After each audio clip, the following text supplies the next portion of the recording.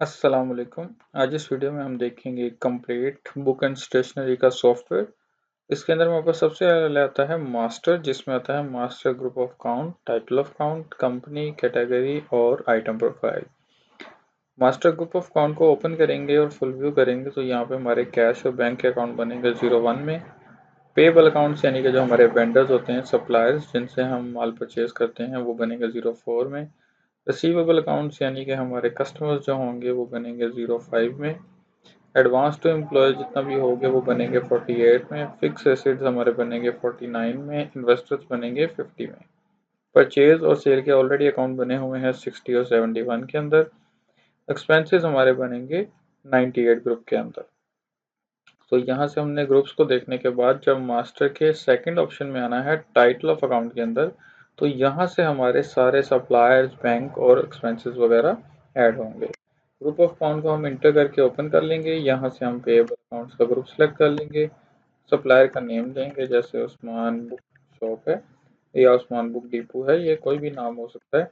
उसका एड्रेस लिखेंगे, उसका डिटेल लिखेंगे, उसकी तरफ प्रीवियस बैलेंस अगर लेने वाला है तो डेबिट, अगर देने वाला है तो क्रेडिट में लिख के सेव कर देंगे। ये हमारा एक सप्लायर ऐड हो गया। इसी तरीके से अगला सप्लायर आ जाएगा। कोड ऑटो नेक्स्ट आ जाएगा। हमने जस्ट पार्टी का नेम देना है, जैसे कि तलहा बुक स्टोर। ये एक नई पार्टी डाल दी, उसका एड्रेस, फोन नंबर और उसकी तरफ जो प्रीवियस बैलेंस है देने वाला वो लिख के सेव कर दिया। अगर कस्टमर्स की बात करें तो मास्टर ग्रुप को हम यहाँ से सिलेक्ट करके खाली कर देंगे और ग्रुप ऑफ काउंट को अगेन सर्च करके रिसीवेबल ग्रुप्स ले लेंगे। रिसीवेबल में हम जो कस्टमर्स होंगे, जैसे मैंने इमरान का नाम भी कस्टमर का लिखा, कहाँ का है उसका एड्रेस लिखा, उसका फ़ोन नंबर लिखा और उसकी तरफ अगर कोई प्रीवियस पैसे लेने वाले थे वो यहाँ पे डेबिट में लिख के सेव कर दिए। कोई स्कूल हो सकते हैं, जैसे हम यहाँ पे डीपीएस स्कूल कर देते हैं। अगर कुछ स्कूल्स हैं वो भी हमसे बुक्स वगैरह लेते हैं तो उनका ऐसे ही एड्रेस बनेगा, नाम आएगा, डिटेल्स आएंगी, उनकी तरफ जो प्रीवियस बैलेंस होगा लेने वाला वो आएगा और एंटर करके अकाउंट सेव कर देंगे। पेएबल्स और रिसीवेबल्स डालने के बाद हमारा जो दूसरा आगे अकाउंट हम बनाएंगे वो बनेगा एक्सपेंसेस का और बैंक्स का। तो बैंक ऐड करेंगे, बैंक का नेम लिखेंगे, एमसीबी बैंक, अलाइड बैंक, जो भी बैंक है उस बैंक का नेम डालेंगे। उस बैंक के अंदर हमारा कितना बैलेंस पड़ा है वो डेबिट में लिख के सेव कर देंगे। और अगर एक्सपेंस ऐड करना है तो यहाँ पे एक्सपेंस का सिलेक्ट करेंगे और उसमें हमारा जो भी जनरल एक्सपेंसेस है, जैसे फूड एक्सपेंस है, पेट्रोल एक्सपेंस है, उसका अकाउंट बना के सेव कर देंगे। तो एक ही जगह पे हमारे ग्रुप सेलेक्ट होते जाएंगे और अकाउंट्स यहाँ पे ऐड होते जाएंगे। ये जितना भी अकाउंट्स हमने ऐड किए हैं इनको अगर हमने सिंगल सिंगल देखना है तो फाइनेंशियल रिपोर्ट में लेजर्स में जाके हम चेक करेंगे। तो लेजर ओपन करेंगे, डेट पे इंटर इंटर करके थर्ड टाइम फिर इंटर करेंगे और यहाँ पे नाम दे देंगे। जैसे इमरान था तो इमरान हमने यहाँ पे सिलेक्ट कर लिया, तो यहाँ पे इमरान आ गया कि इस पार्टी का इमरान का 70,000 बैलेंस है लेने वाला डेबिट के अंदर। इसी तरीके से अगर हम कोई और पार्टी का लेजर देखना चाहें तो वो भी यहीं से, जैसे उस्मान टीपू था, उस्मान का लेजर खोल लिया। ये एक सप्लायर था जिसका हमने 60,000 देना है। और अगर हम ओवरऑल देखते तो ट्रायल बैलेंस हमने यहाँ से ओपन करना था, इंटर इंटर इंटर करके हमने इसको ओके करना है और हमारे पास यहाँ पे सारी डिटेल आ जाएगी कि हमारे बैंक में कितना बैलेंस पड़ा है, कौन कौन से सप्लायर्स हैं पेएबल जिनके कितने कितने पैसे देने हैं, कौन कौन से रिसीवेबल कस्टमर्स हैं जिनसे कितने कितने पैसे लेने हैं। तो ये हमारा पूरा एक यहाँ पे ट्रायल बैलेंस आ गया। इसके बाद हम इन्हीं कस्टमर से जिनसे रिकवरीज करनी है उनसे कैश या सेविंग वोचर करेंगे और सप्लायर्स जिनको हमने पेमेंट्स करनी है उनको कैश पेमेंट वोचर करेंगे। तो कैश रिसिप्ट वोचर यहाँ पे खोलेंगे, डेट आ जाएगी, टाइप ऑटो आएगी, वोचर नंबर ऑटो आएगा। जस्ट इंटर इंटर करके नीचे आएंगे, यहाँ पे इंटर करेंगे और जो भी हमारा कस्टमर है उसका नाम लिख देंगे। जैसे यहाँ पे हमने इमरान लिखा, इमरान सेलेक्ट किया, इमरान का नाम, एड्रेस और बैलेंस तीनों चीज़ें हमें शो हो गई। इमरान ने हमें आज 40,000 की रिकवरी दी है कैश की, तो कैश बाय हैंड आया है या जिस तरह भी आया है वो रेफरेंस देख हम उसको सेव कर देंगे। तो इमरान के लेजर में से हमारा 40,000 सेव हो गया और जो 40,000 हमारे पास आया है वो फाइनेंशियल रिपोर्ट में हमारी कैश बुक में आ जाएगा। कैश बुक का मतलब होता है हमारा काउंटर कैश जो हमारी शॉप पे पड़ा होता है। इंटर इंटर करके ओपन करेंगे कैश बुक को, तो यहाँ पे देखिए प्रीवियस बैलेंस 0 था, कैश बुक से 40,000 हमने आ गया हमारे पास, यानी कैश बुक के अंदर इमरान की तरफ से, तो हमारा बैलेंस भी 40,000 हो गया। जिस पार्टी से लिया था उसके लेजर में चेक कर लेंगे इमरान के, तो यहाँ पे इमरान के लेजर में 70,000 में से 40 ले लिया, रिमेनिंग उसका 30 रह गया है। इसी तरीके से अगर हम किसी को कैश के थ्रू पेमेंट करेंगे यानी कि हमारे कैश काउंटर से ही, तो फिर कैश पेमेंट वोचर करेंगे, इंटर करेंगे, यहाँ पे सप्लायर का नेम लिखेंगे, जैसे उस्मान बुक डिपो। उस्मान का बैलेंस है 60,000 यानी कि हमने 60,000 उसका देना है, तो हमने इसको 10,000 आज पे कर दिया, कैश पेड कर दिया और सेव कर दिया। तो यहाँ पे कैश पेड हो गया और यहाँ पे हमारे पास हमारी कैश बुक में से बैलेंस माइनस हो गया। इंटर किया, ओके किया, तो यहाँ पे देखें हमारे पास 40,000 बैलेंस आया था और 10,000 हमने उस्मान को पे कर दिया, 30,000 हमारा रिमेनिंग रह गया है। और जिसको पे किया है उसके लेटर में यहाँ पे चेक कर लें, उस्मान बुक डिपो, तो उसको 60 देना था, 10 हमने पे कर दिया, उसका बकाया 50,000 हमारा रह गया है देने वाला। तो ये वोचर्स थे दोनों कैश के, यानी कि कैश रिसीविंग और कैश पेमेंट, जो कि डायरेक्ट इफेक्ट करते हैं हमारे काउंटर कैश को। अगर हम बात करते हैं बैंक के थ्रू पेमेंट देने की, तो उसके लिए हम करेंगे DRCR वोचर। उसमें हमारे पास इंटर इंटर करके डेबिट अकाउंट वो हो जाएगा जिसको हमने पेमेंट देनी है, जैसे उस्मान बुक डिपो है, तो उस्मान बुक डिपो डेबिट हो गया। क्रेडिट हम करेंगे बैंक को, तो यहाँ पे हम बैंक को सिलेक्ट कर लेंगे। तो बैंक हमारे उस्मान बुक डिपो को जितने पैसे देने थे वो भी यहाँ पे शो हो गए थे 50,000, और बैंक का बैलेंस है 5 लाख। तो अगर पूरी पेमेंट उस्मान को दे देते हैं तो 50,000 पूरा लिख दें, अगर कम देने हैं तो कम लिख के रेफरेंस दे देंगे ऑनलाइन टू उस्मान और इसको सेव कर दें। इसके बाद अब जब हम कैश बुक चेक करेंगे, कैश बुक में देखें वही हमारा 30,000 बैलेंस वैसे का वैसे ही खड़ा है। जो हमने एंट्री की थी वो हुई थी हमारे बैंक में से। तो हम लेजर चेक करेंगे, एमसीबी बैंक का, बैंक का लेजर ओपन किया, 5 लाख बैलेंस था, हमने उस्मान को ऑनलाइन कर दिया 50,000 और हमारा 4,50,000 रिमेनिंग रह गया। और दूसरी साइड पे अगर हम लेजर देखेंगे उस्मान का, तो उस्मान को हमने ओपनिंग में 60,000 देना था, पेमेंट करके हमने यहाँ से 10,000 कैश दे दी थी और एमसीबी की तरफ से ऑनलाइन करके हमने 50,000 दे दिया, तो हमारा टोटल 60 उसको दे दिया और अब उसका बैलेंस क्या हो चुका है, 0। और यही बैलेंसेस हमारे पास हर अकाउंट के अंदर अपडेट हो चुके हैं। तो बैंक वॉचर्स होने के बाद अब मेन चीज़ आती है कि हमने स्टॉक को ऐड कैसे करना है, परचेज कैसे करना है, सेल्स कैसे करनी है। सेल्स के लिए हमारे पास सेल इनवॉइस और काउंटर सेल्स होती हैं और परचेजिंग इनवॉइस ये लगी हुई है, तो यहाँ से हमारी परचेजिंग ऐड होगी। लेकिन उससे पहले हम सिस्टम के अंदर हमने अपनी इन्वेंट्री ऐड कैसे करनी है वो यहाँ से ऐड होगी। Master company profile, category profile और आइटम प्रोफाइल से सबसे पहले कंपनी प्रोफाइल ऐड होगी। फुल व्यू करने पे हमारे पास ऑलरेडी जो 4 से 5 हमने कंपनीज यहाँ पे ऐड की हुई हैं, वो हमने a publisher, Ahad publisher, डॉगर brothers, Imtiaz book depot, ऐसे डिफरेंट कंपनीज ऐड की हुई हैं। इसके अलावा भी अगर कोई कंपनी आती है जिसका हमने स्टॉक रखना है, तो जस्ट ऐड करेंगे, कंपनी का नेम लिख देंगे, जैसे यहाँ पे हम for example Khalid book depot एक नाम दे देते हैं और इसको सेव कर देते हैं, तो ये कंपनी प्रोफाइल भी हमारे पास ऐड हो गई। उसके बाद आती है कैटेगरी। कैटेगरी का मतलब होता है हमारे पास किस किस टाइप की चीज़ हो सकती है, जैसे बुक्स हैं, रजिस्टर्स हैं, कॉपीज़ हैं, प्रैक्टिकल कॉपीज़ हैं। इसके अलावा अगर हम बात करें कि कैटेगरीज में मज़ीद चीज़ें डिस्क्राइब करने की, तो ऐड करके हम इसमें क्या कर सकते हैं, पेंसिल कलर्स ऐड कर सकते हैं, ठीक है, और यहाँ पे कलर्स करते हैं। इसके बाद अगर फॉर एग्जांपल कोई टॉयज़ रखे हैं, टॉयज़ ऐड कर दें। इसके अलावा अगर कोई स्पोर्ट्स आइटम है, स्पोर्ट्स आइटम भी रख सकते हैं, क्योंकि मिक्स चीज़ें हम इसके अंदर रख सकते हैं, स्पोर्ट्स आइटम्स कर लें, ठीक है। उसके बाद अगर बुक्स की ही एग्जांपल लें तो उसमें रजिस्टर्स हैं, बुक्स हैं, वो अलग अलग हो जाएंगे। उसके बाद अगर गाइड वगैरह हैं तो यहाँ पे गाइड्स ऐड करके सेव कर दें। तो ये डिफरेंट हमारे पास कैटेगरीज ऐड हो गई। अब मास्टर में आ जाए, कंपनीज भी ऐड हो गई, कैटेगरीज भी ऐड हो गई। अब हम जाएंगे आइटम प्रोफाइल के अंदर, ऐड करेंगे कंपनी की तरफ से जो भी प्रोडक्ट के ऊपर बारकोड लग के आ रहा है, अगर हम उसको स्कैन करना चाहें तो डायरेक्ट उसको उसको यहाँ पे कोड में स्कैन कर लेंगे। अगर कंपनी की तरफ से कोई कोड नहीं आ रहा तो हम मैनुअली 4 डिजिट का कोई कोड बनाएंगे, ताकि कल को हम इसके मुताबिक अपने स्टिकर्स भी बना सकें अगर हम खुद लगाना चाहें अपनी प्रोडक्ट्स के ऊपर। तो मिनिमम 4 डिजिट का हमने स्टिकर बनाना है। तो यहाँ पे एग्जांपल के तौर पे मैं बुक की एग्जांपल ले लेता हूँ, तो मैंने यहाँ पे B001 यानी कि बुक के लिए B और 001 जस्ट एक नंबर लिखा है 3 डिजिट का, ताकि 4 डिजिट का कोड बन जाए। और आइटम नेम में हम लिख देंगे कि ये क्या बुक है। तो फॉर एग्जांपल मैंने लिखा ये हमारी इंग्लिश बुक है, और इसको हमने यहाँ पे उसका ऑथर का नेम लिखा। अगर उसका रैक लिखना है तो रैक भी लिख सकते हैं। तो यहाँ पे हम उसका रैक भी मेंशन कर सकते हैं, जैसे हम कहते हैं कि ये लेफ्ट रैक में पड़ा है या राइट रैक में पड़ा है। इंटर करेंगे, सेल रेट में हम उसका सेल रेट लिख देंगे कि ये बुक हमारी 300 में सेल होती है। होलसेल में देना चाहें तो 280 में देंगे। और कॉस्टिंग में ये हमें आती है फॉर एग्जांपल, अब यहाँ पे कॉस्टिंग हमें परसेंटेज में भी आ सकती है, डायरेक्ट अमाउंट में भी आ सकती है। फॉर एग्जांपल अगर सेल रेट आ रहा था और हमें उस पर 40% ऑफ पे आती है, तो ऑटोमेटिकली हमारी कॉस्टिंग यहाँ पे आ जाएगी। ठीक है। और अगर हम डायरेक्ट 40% नहीं देते तो डायरेक्ट कोई रेट देना चाहते हैं तो कॉस्टिंग में डायरेक्ट रेट भी दे सकते हैं। उसके बाद डिमांड आ जाएगा कि कम से कम हमारे पास बुक्स कितनी होनी चाहिए, तो ये 10 बुक्स मैंने कहा जी होनी चाहिए। स्टॉक इन हैंड का मतलब है कि हमारे पास पहले से कितना स्टॉक यहाँ पे पड़ा हुआ है। तो मैंने कहा मेरे को 50 बुक्स पड़ी हैं, वो जो कि 9,000 की बनी। कैटेगरीज में आके जब हम इंटर करेंगे तो सारी कैटेगरी यहाँ पे आ जाएंगी।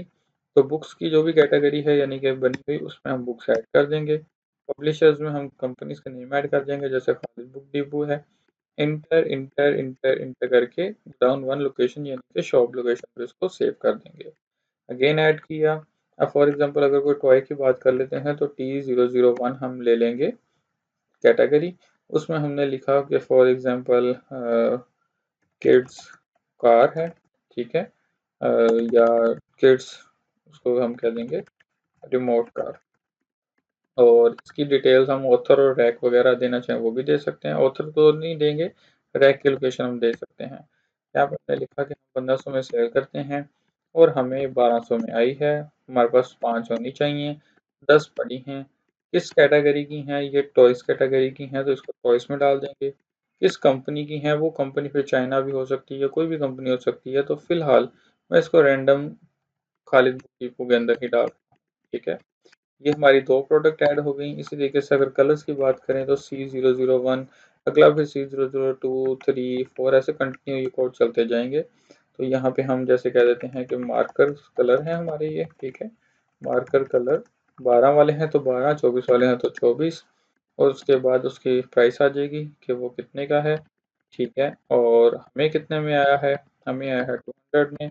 हमारे पास 10 होने चाहिए, पड़े कितने हैं, 25 पड़े हैं। और ये क्या आएंगे, किस कैटेगरी में आएंगे, ये पेंसिल कलर्स या मार्कर कलर्स की कैटेगरी में आ जाएंगे। और ये किस कंपनी से आ रहे हैं, वो भी कंपनी हम यहाँ पे सिलेक्ट करके इंटर इंटर इंटर करके सेव कर देंगे। तो ऐसे हमारा जितनी भी इन्वेंट्री होगी वो फर्स्ट टाइम सारी यहाँ से ऐड होगी, बेशक वो कलर्स हों, इरेजर्स हों, पेंसिल्स हों, रजिस्टर्स हों, बुक्स हों, कोई भी चीज़ है। तो कैटेगरी और कंपनी वाइज सारा स्टॉक यहाँ से ऐड होगा। जो भी स्टॉक हम ऐड करेंगे वो स्टॉक रिपोर्ट में शो होगा। सिंगल आइटम वाइज भी हम यहाँ से उसका लेजर देख सकते हैं। यहाँ पे सिंगल सिंगल आइटम की सारी डिटेल आ जाती है कि ये हमने कब डाली सिस्टम में और कितनी क्वांटिटी डाली। और अगर हम इसको स्टॉक इन हैंड में लेंगे तो यहाँ पर भी इंटर इंटर करके ओके करने पे कंप्लीट स्टॉक आ जाएगा कि ये इस कंपनी में पेंसिल कलर्स 25 पड़े हैं, खालिद बुक डिपो में बुक्स एंड टॉयज ये चीज़ें इतनी इतनी पड़ी हैं, और टोटल 26,000 का हमारा स्टॉक पड़ा हुआ है शॉप के अंदर। अगर इसको हम कंपनी वाइज देखना चाहें तो यहाँ पे हम कंपनी वाइज भी देख सकते हैं, लोकेशन वाइज देखना चाहें तो लोकेशन वाइज भी देख सकते हैं। तो ये सारी रिपोर्ट्स हमारे पास यहाँ पे लगी हैं। ये कंपनी रिपोर्ट भी लगी है, यानी कि अगर हम यहाँ पे खालिद बुक डिपो का सर्च करेंगे तो सिर्फ और सिर्फ खालिद बुक डिपो का जितना भी स्टॉक है वो यहाँ पे शो हो जाएगा। स्टॉक ऐड होने के बाद अब हम अगला प्रोसीजर करेंगे इसको सेल करने का, और सेल के लिए हमारे पास सेलमैन प्रोफाइल होना ज़रूरी है। तो सेलमैन प्रोफाइल में हम ऐड करेंगे और जो भी लड़का सेलमैन होगा उसका यहाँ पे नेम लिख देंगे। जैसे फॉर एग्जांपल हमने यहाँ पे रमज़ान एक नेम लिखा और इसको सेव कर दिया। ऐसे मल्टीपल नेम यहाँ पे ऐड कर सकते हैं। अब ऐड रिकॉर्ड में आएंगे, होलसेल इनवॉइस भी है, काउंटर सेल्स भी हैं। अगर हम काउंटर सेल की बात करें तो ऐड न्यू करेंगे, यहाँ पे काउंटर का कोड आ जाएगा। फ़ोन नंबर वगैरह अगर लिखना चाहें कस्टमर का वो यहाँ पे लिख सकते हैं। सेलमैन प्रोफाइल में जब हम सर्च करेंगे तो सेलमैन आ जाएगा रमज़ान। कोई डिटेल्स मेंशन करना चाहें बिल पे तो यहाँ पे डिटेल लिख सकते हैं, अगर नहीं है तो खाली इंटर कर दें। यहाँ पे बारकोड स्कैन हो जाएगा, अगर बारकोड नहीं है तो खाली इंटर करके सर्च में आ जाएंगे और प्रोडक्ट को बाय नेम सर्च करके सेल कर सकते हैं। तो हमने यहाँ पे सर्च कर लिया मार्कर कलर्स, जो कि हमारे पास यहाँ पे स्टॉक भी शो कर रहा है कि 25 पड़े हैं। हमने 2 सेल किए, अगर रिटेल का रेट लगाएंगे तो आर मोड रहेगा तो 250 रेट आएगा। अगर हम एच कर देंगे तो यहाँ पे होलसेल का रेट आ जाएगा, जो कि मैंने इसका फिलहाल डाला नहीं था तो इस वजह से ये 0 आ रहा था। तो रिटेल रेट में 500 का बना।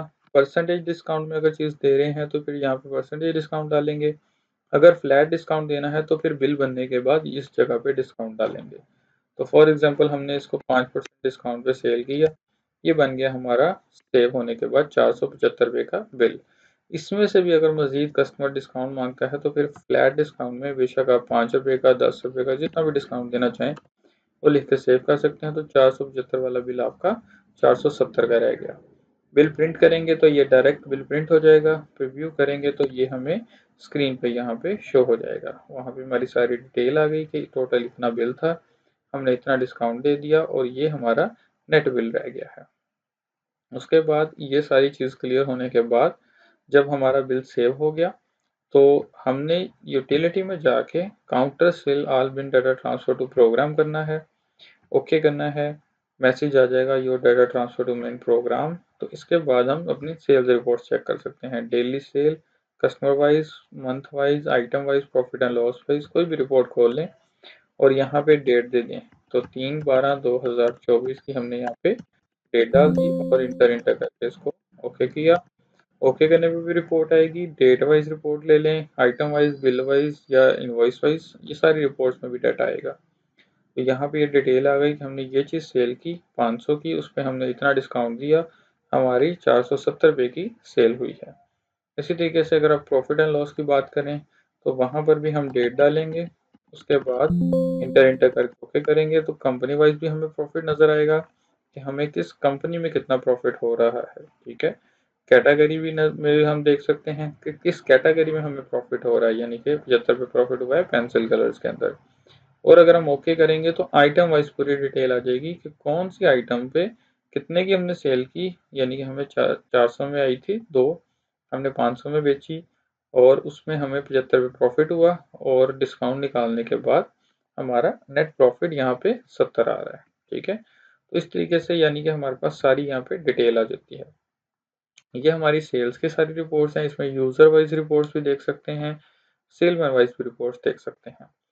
अब अगर बात करें होलसेल इनवॉइस की तो यहाँ से होलसेल की इनवॉइस होती है, उसमें कस्टमर का नेम आता है कि हम किसको सेल कर रहे हैं, जैसे इमरान था, और क्या चीज़ सेल कर रहे हैं, प्रोडक्ट सेलेक्ट करते हैं, क्वांटिटी और डेट दे के इंटर इंटर करके इसको सेव कर देंगे। अब इस पार्टी की तरफ प्रीवियस 30,000 बैलेंस है लेने वाला, हमने इसको जो 560 की सेल की है उसमें से अगर कस्टमर ने हमें सिर्फ 60 रुपये दिए हैं, बाकी 500 उसने का मेरे बैलेंस में डाल दें। तो जब हम यहाँ से इसका बिल निकालेंगे तो ये हमारा डायरेक्ट प्रिंटर को कमांड जारी है। हम इसको फिलहाल स्क्रीन पे प्रीव्यू कर लेते हैं। तो यहाँ से हमने इसको प्रीव्यू किया, सेल रिपोर्ट के अंदर जाके प्रीव्यू बिल और इंटर करने पे हमारे पास स्क्रीन पे बिल सारा शो हो जाएगा कि हमारा टोटल इतना बिल था 560 का, जिसमें से हमने 60 रुपये ले लिए थे। बकाया बैलेंस था 30,000, बिल का 500 जो बचा था वो इसमें जमा करके 30,500 अब हमारा इस पार्टी का टोटल बिल है और वो इस पार्टी के लेजर के अंदर जाके खड़ा हो चुका है। इसके बाद अगर परचेजिंग की बात करें तो परचेज इनवॉइस होगी। यहाँ पे हम सप्लायर का नाम देंगे, उस्मान बुक डिपो से हम खरीद रहे हैं, ये हमारा ऑटो बिल नंबर है, यहाँ पे हम पार्टी बिल नंबर डालेंगे।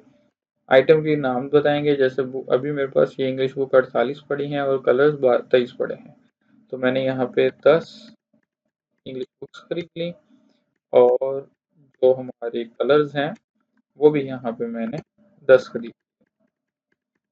ये दोनों चीज़ें खरीदने के बाद जब हमने इसकी रिपोर्ट देखी तो एक तो ये लेजर में जाएगा जिस भी पार्टी से हमने खरीदा है, तो उस्मान बुक डिपो के लेजर के अंदर यहाँ पे आ गया कि हमने ये दो चीज़ें इस बिल नंबर पे इतनी इतनी क्वांटिटी इतनी वैल्यू की खरीदी है। पहले ये बैलेंस 0 था, अब इसका टोटल 3800 रुपये हमने देना है।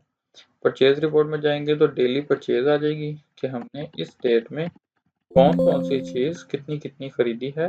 तो यहाँ पे ये सारी डिटेल आ गई कि हमने ये चीज़ें इतनी इतनी क्वांटिटी में खरीदी हैं। तो इसमें supplier wise, item wise, bill wise ये सारी रिपोर्ट्स लगी हुई हैं, इनको भी हम यहाँ पे डिटेल में चेक कर सकते हैं। और स्टॉक रिपोर्ट हैंड में जाके देखेंगे तो यहाँ पे देखें हमारी जो इंग्लिश बुक्स हैं वो भी यहाँ पे बढ़ चुकी हैं स्टॉक में और कलर्स भी हमारे मज़ीद ऐड हो चुके हैं जो कि हमने अभी परचेज़ किए थे। तो ये कंप्लीट यानी कि मैथ सॉफ्टवेयर है और इसके बाद इसमें फिर एडिटिंग आ जाती है। हम बिल्स की एडिटिंग कर सकते हैं, परचेज़ की यहाँ पे बिल नंबर देंगे ऊपर, उसकी सारी डिटेल यहाँ पे शो हो जाएगी। जस्ट इंटर इंटर करके नीचे आएंगे, क्वांटिटीज रेट चेंज करके कैलकुलेट एंड सेव करके बिल को एडिट कर देंगे। ऐसे ही सेल का बिल एडिट हो जाएगा, वॉचर भी एडिट होगा और यहाँ पे रिटर्न इनवॉइसेज हैं। रिटर्न हम परचेज की भी कर सकते हैं सप्लायर को और सेल की भी कर सकते हैं कस्टमर को। उसके बाद आता है क्रिएट पैकेज, यानी कि हम इकट्ठा एक पैकेज बना के भी सेल कर सकते हैं। जैसे एग्जांपल के तौर पे यहाँ पे हमने क्रिएट पैकेज किया, मैंने लिखा कि मेरे पास 1 नंबर या 2 नंबर क्लास है और उसके अंदर जो हमने प्रोडक्ट्स ऐड करनी है वो एक इंग्लिश बुक ऐड करनी है और एक हमने ये बाकी भी समझे एग्जांपल के तौर पे बुक्स हैं तो ये मैंने दूसरी बुक ऐड की और ये मैंने तीसरी बुक ऐड की। तीनों चीज़ें ऐड करने के बाद जब हमने इसको यहाँ से आके एक दफ़ा प्रिंट कर लिया तो ये हमारे पास एक पूरा पैकेज बन के आ गया कि जब भी हम एक क्लास देंगे तो उसमें इंग्लिश की एक बुक, किड्स की एक ये वाली बुक और ये वाली बुक तीनों चीज़ें यानी कि 2050 रुपये की हमारी इनवॉइस जनरेट हो जाएगी। तो ये इनवॉइस इकट्ठी जनरेट कैसे होगी, इसके लिए सेल पैकेज इनवॉइस अलग से लगा हुआ है। ऐड करेंगे मोबाइल नंबर लिखने के बाद जैसे ही हम 1 क्लास लिख के एंटर करेंगे तो ऑटोमेटिकली उन तीनों चीज़ों का पूरा पैकेज हमारे सामने आ जाएगा। क्वांटिटीज़ और रेट्स को हम यहाँ पे एडिट भी कर सकते हैं। 2050 की हमारी डायरेक्ट सेल हो जाएगी। इसको यहाँ से हम सेव कर देंगे और सेल रिपोर्ट में जाके हम यहाँ पे पूरी रिपोर्ट चेक कर सकते हैं कि हमने टोटल क्या-क्या चीज़ें और कितनी-कितनी सेल्स की हैं। तो यहाँ पे हमारी सारी सेल्स इकट्ठी होके आ जाएंगी। ठीक हो गया। तो ये कंप्लीट हमारे पास सॉफ्टवेयर है। इसमें फिर लोकेशन ट्रांसफ़र आ जाती है, व्हाट्सएप टू व्हाट्सएप मैसेजेस आ जाते हैं, recovery messages, payment messages, sale messages, balance messages, ये सारे हम मैसेजेस भी व्हाट्सएप के थ्रू कर सकते हैं। उसके अलावा यूज़र राइट्स है, हम यूज़र बना के उनको अपनी मर्ज़ी से राइट्स दे सकते हैं और इसके अलावा बैकअप ऑप्शन है। इसका डे बाय डे और टाइम वाइज बैकअप बनेगा, तो बैकअप को आप यूएसबी वगैरह में फर्दर स्टोर कर सकते हैं। इसके अलावा अगर आपका कोई भी क्वेश्चन हो तो आप नीचे दिए गए नंबर्स पर रब्ता कर सकते हैं। शुक्रिया।